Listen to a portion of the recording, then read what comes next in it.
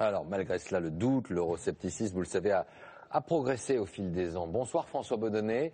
François, d'abord, la grande inquiétude avant ces élections européennes, cela reste l'abstention.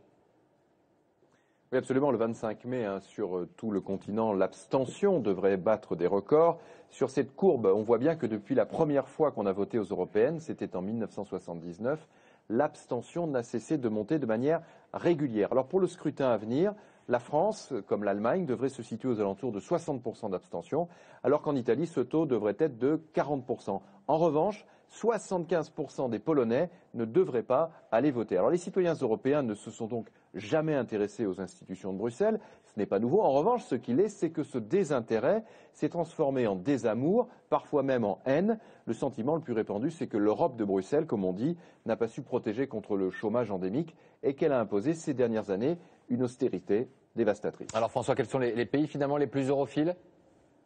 Eh bien, il n'en reste quasiment plus. Beaucoup de pays très europhiles, comme l'Espagne ou le Portugal, ont déchanté. Et si à cela on ajoute la percée des partis europhobes, eh bien, on comprend que ces élections du 25 mai pourraient se transformer en référendum pour ou contre l'Europe. Merci François.